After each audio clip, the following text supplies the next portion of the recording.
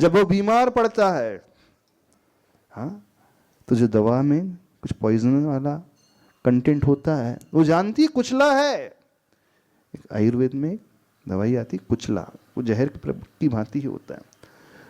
वो जानती है कि बीमारी बेटे को ऐसी हो गई है, यदि इसे कुचला नहीं दिया जाएगा, वो कंटेंट नहीं दिया जाएगा तो उसकी बीमारी ठीक नहीं हो सकती है। माँ बच्चे को यदि जहर भी खिलाती है तो उसमें हित बच्चे का होता है, अहित नहीं छिपा होता है। कई बार ऐसा होता है, प्रभु हमारी परीक्षा भी लेते हैं, है ना? प्रभु हमें कष्ट भी देते हैं,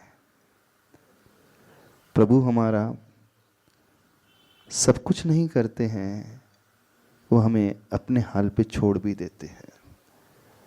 पर याद रखना, उसमें भी हमारा अहित नहीं, उसमें हमारा हित छिपा होता है। क्योंकि जितना उसे कष्ट मिलता है, प्रतिकूलता मिलती है, उतना ही उसके भीतर निखार आ जाता है।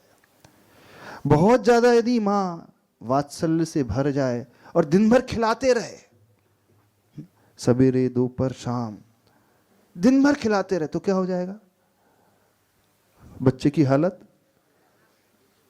वो माँ अच्छी मानी जाएगी जो सुबह भी खिला रही है, सुबह बादाम का हलवा, दोपहर को काजू किशमिश, शाम को सारे ड्राई फ्रूट के अलावा कुछ ना खिलाए, तो वो माँ कैसी मानी जाएगी? नहीं, बड़ी अमीर माँ है, उसका प्रेम बहुत है माँ बच्चे से, तो वो बच्चे को और कुछ नहीं खिलाना चाहती। काजू किशमिश बादाम, खसखस का हलवा, बादाम का हलवा, और कौन कौन से अखरोट, जितने ड्राई फ्रूट सबके हलवे खिलाते रहे, तो वो माँ मानी जाएगी सही? उसका लीवर डैमेज हो जाएगा, बैठ जाएगा बेचारे बच्चे का। तो ओवर भी नहीं खिलाती है माँ, अनुपात से खिलाती है। और क्या वो बच्चा पचा पाएगा वही खिलाती है। वो जानती है इसे भैंस का दूध दिया जाएगा तो दस्त लग जाएंगे, गाय का दूध देती है उसमें भी पानी मिला करके देती है। अब बच्चा थोड़ा सा स्मार्ट है, अरे कैसी माँ है, पानी मिला करके दे रही है? बोले मैं तो भैंस का पीऊंगा, रबड़ी खाऊंगा। नहीं, वो उसके प्रतिकूल नहीं दे रही है। देखने में आ रहा पानी मिला हुआ दूध दे रही है, पर वही पानी मिला हुआ दूध उसके लिए स्वास्थ्य वर्धक है, उसको ऊपर उठाने में सहयोग करने में सहायक है। वही कुचला, वही जहर, वही कड़वा पदार्थ, वही नीम, वही करेला उसे फिट रखने में, मजबूत बनाने में सहायक सिद्ध होता है। कई बार प्रभु उस भक्त की परीक्षा भी लेते हैं, जिसका समर्पण पूरा है उसकी भी परीक्षा लेते हैं, उसे भी कुछ कड़वे दिन दिखलाते हैं ना? नहीं दिखलाते? सारे अच्छे अच्छे दिन हो ऐसा नहीं आते, क्योंकि कितना भी बड़ा इंसान क्यों ना हो, right from beginning to end उसकी लाइफ एक जैसी नहीं रहती। बड़े से बड़े चक्रवर्ती भी क्यों ना हो। चक्रवर्ती बनना चाहते हो आप लोग?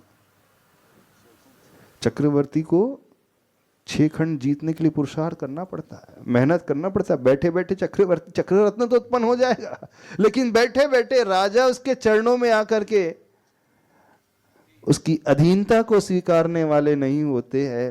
यानी जो चक्रवर्ती बनता है उसे भी पुरुषार्थ वो करवाते हैं, तुम्हें जीतना पड़ेगा, यह युद्ध लड़ना पड़ेगा, सारे राजाओं को अपने अधीनस्थ करने के लिए कुछ ऐसा पुरुषार्थ करना पड़ेगा, तब कहीं वो चक्र रत्न सफल हो पाता है।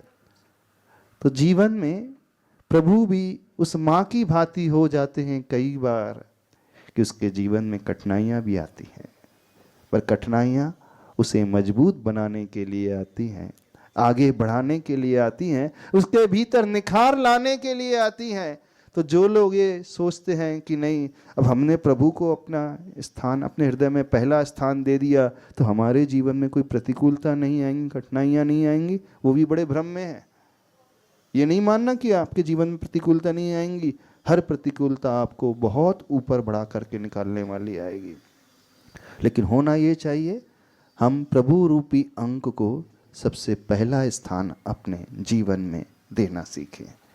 जो दे देगा वो सब कुछ पा जाएगा, और जो नहीं देगा वो आएगा तो प्रतिदिन प्रभु के पास।